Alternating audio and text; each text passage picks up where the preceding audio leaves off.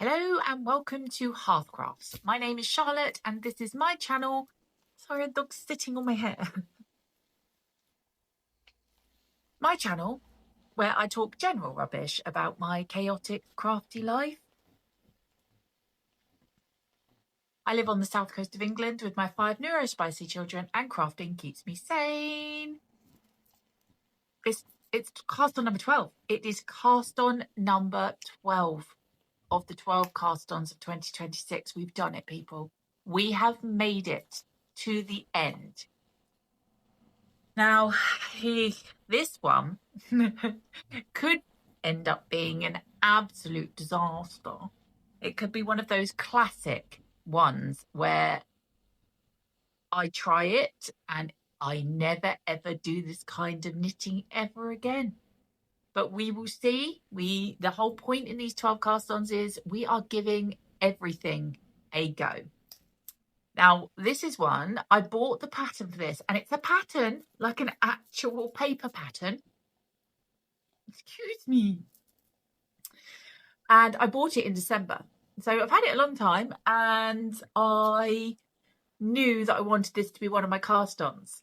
So why, you ask? Has it been left to number 12? Well, that's probably because I'm scared. I'm actually scared.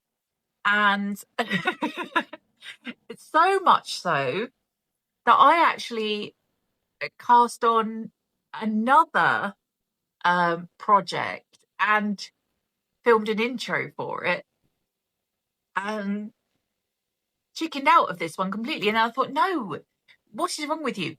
So I now technically have 13 projects, but the other one didn't make the cut into the list. So why am I so scared? Well, I have to say I'm very excited actually, because if I pull it off, like this would be amazing. Okay, do you want to see what it is? I've also since discovered that this pattern this pattern's easily over 20 years old. Possibly even more, but I've had a look on Ravelry to see if it was on there. 18 years ago, someone posted saying, I really want this pattern. Where do I find it? And I was like, oh my goodness me, it's got to be like over 20 years old. Anyway, it is Sirdar pattern 4132, and it is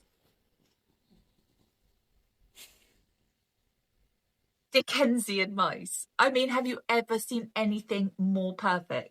Look, they've got lanterns, they've got cookies. They're just right. Okay, and this is the other side. There is a snow mouse. They've got songbooks. There's a fire. I mean, they're just perfect. Look at the scene. Ready? No, thank you.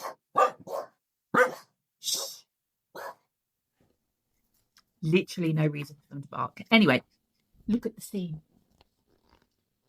I want a Dickensian mouse village. I want it. Will I be able to achieve it? Will I even be able to achieve anything that looks remotely like a mouse? Who knows? I don't know. This scares me. But if it goes right, oh my goodness, they're so perfect. And these will literally, I will clear a shelf in my living room and make a little Dickensian mouse village scene, because I love them. And I really want to be able to make them. But I mean, look at their little tiny hands. Oh, it's going to be tricky. I know it's going to be tricky. But I like the idea of knitted toys. I've always liked the idea of knitted toys. And I want it to go right. We will see. There is a lot of words. There's a lot of words in this written pattern. It's big. I will say it's actually by a designer called Alan Dart, and he is on Ravelry, and these patterns are on Ravelry. And I went to his Ravelry page. He has got so many different animals, and I really have a thing for animals in clothes doing human things. I just really have. And there's so many on there, and I just keep thinking, every time I look at it, I'm like, I want that one, I want that one, I want that one. There's even one, there's a mouse that is wearing like a 17th century outfit, and I even thought, oh, I could make those for the shop at the village, and they could sell them like in the gift shop. It would be brilliant. But let's not get ahead of ourselves. We could end up making something that looks more like a alien pig. Something that literally terrifies my children and can't be on display. If we even make a complete thing at all, I might give up. No, we don't give up. We don't give up. No matter what it looks like, we will not give up. And we will love it anyway. But yes, Dickensian mice. That is cast on number 12. Wish me luck.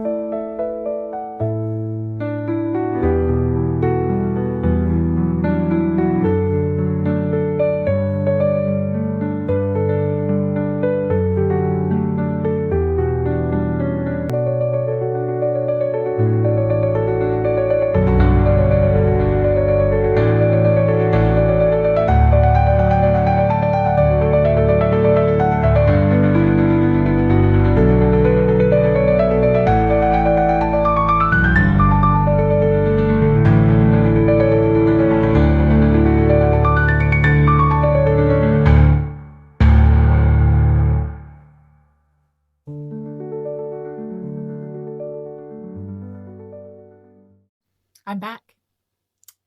How did I get on?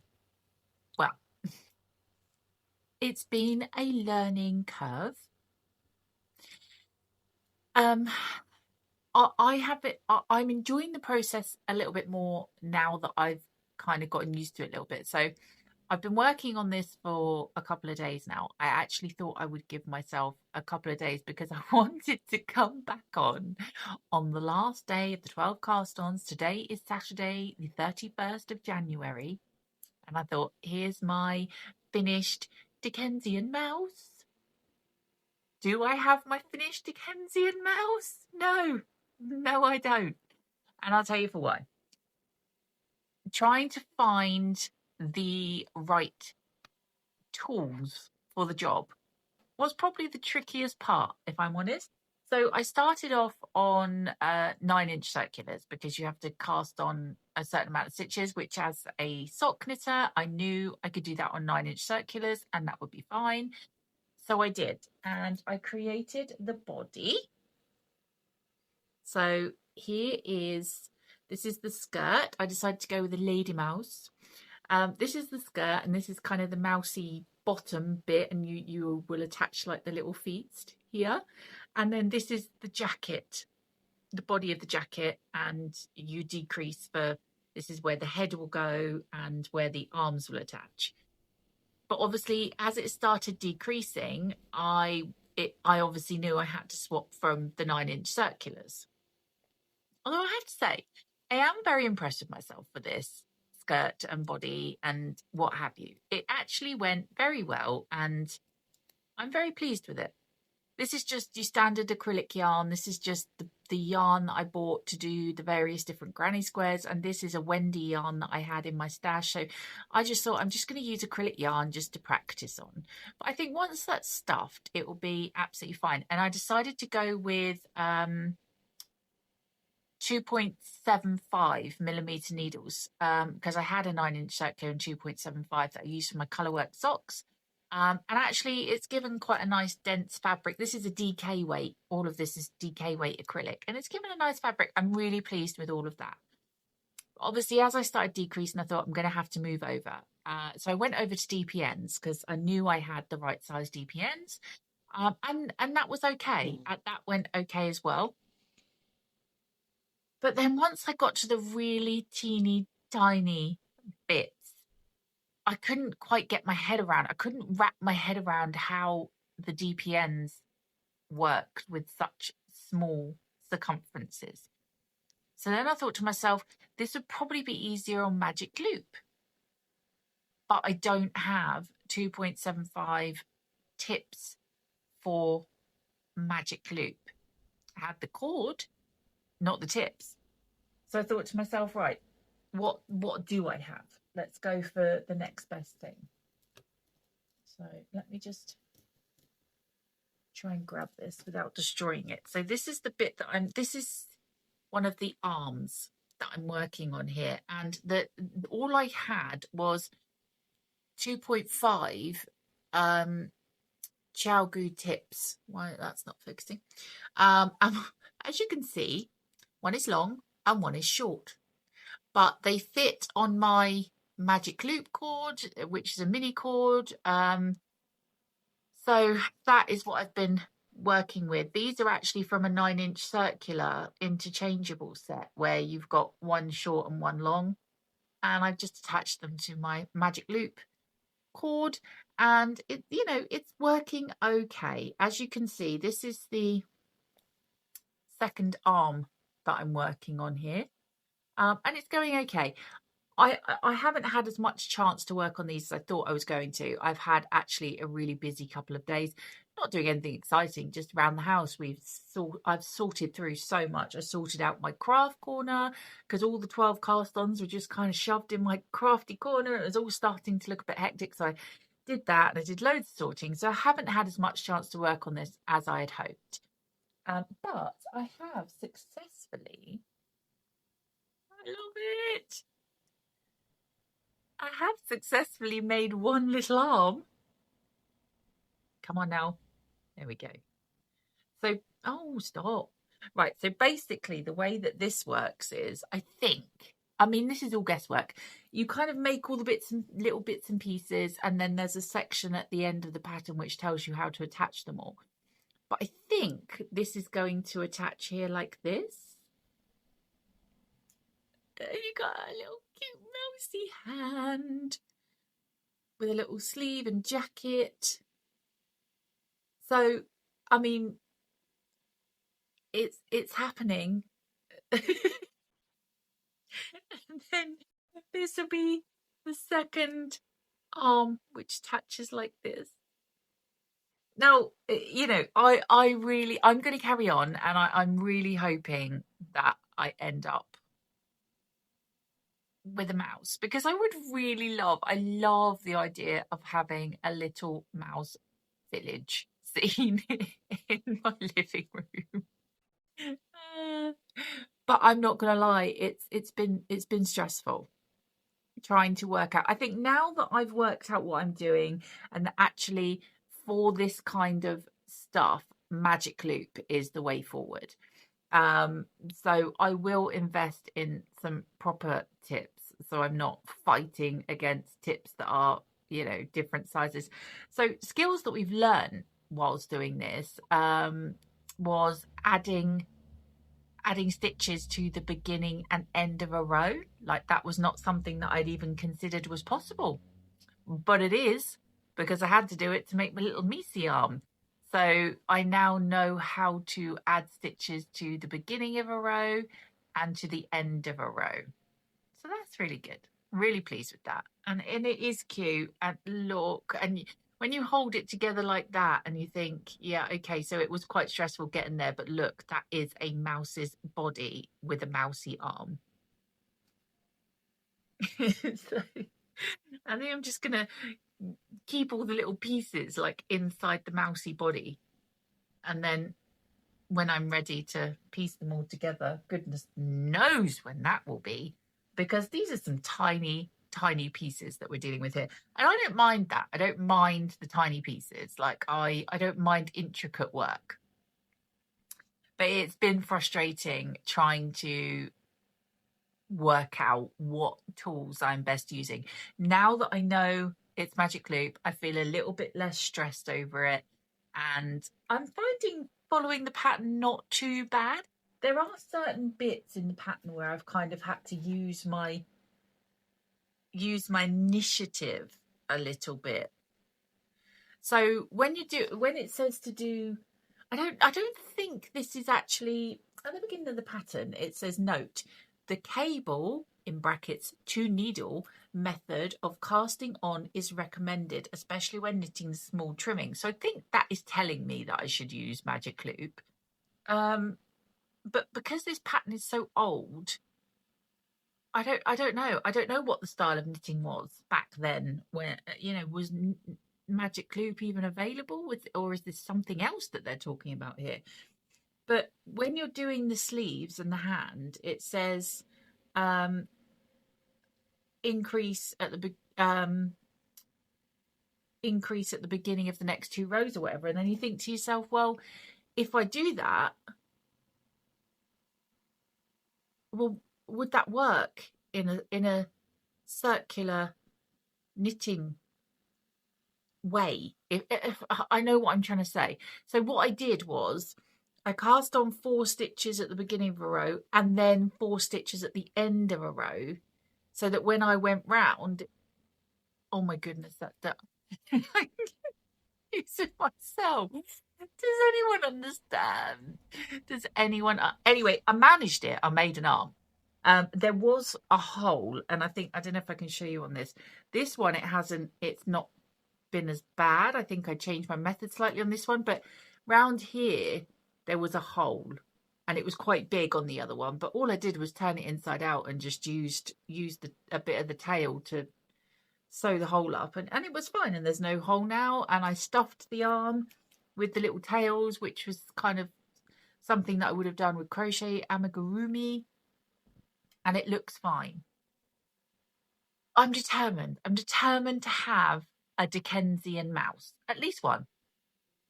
And if the process gets easier, and I kind of, everything's, I got to keep reminding myself, everything is difficult when you're first learning to do it. Like what I'm hoping is once I've done this Dickensian mouse and it looks lovely, I will think to myself, okay, I know what to do now. So now let's go back and do it again and see if it's easier.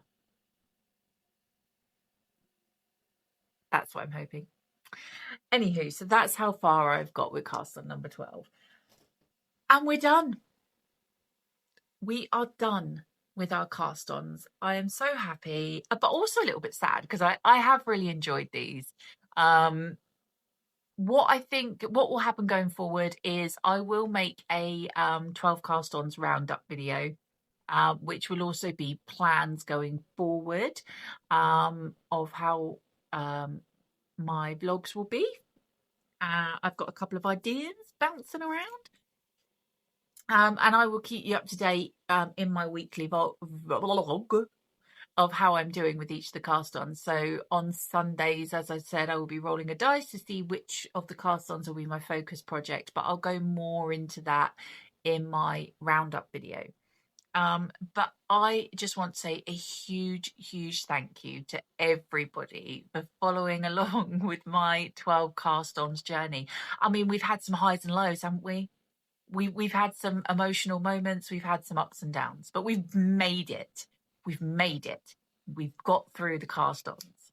So I appreciate you all. If it hadn't have been for you guys and showing your appreciation for my cast-ons, then I don't even know if I would have got to the 12. So thank you all so much. You are all absolutely amazing, and I absolutely love being here and being with you all. So with that said, that rounds up my 12 cast-ons for 2026, and I will see you in my next video where we try and get some of these done. Oh, can we just talk about the one that we've got done, which is currently residing on my head and pretty much has been since I got it done. I am so in love with this headband. Is it not just perfect? I love it so much. So yes, that is my first and only, but that is my first finished item of the 2026 cast-ons, and I love it, but hopefully we will get some more done. Thank you so much for watching. I really appreciate you. You are amazing. Take care of yourselves and be kind to yourselves. And remember, crafting is fun. Don't put too much stress on yourself. It is a fun hobby. Bye-bye. Thank you.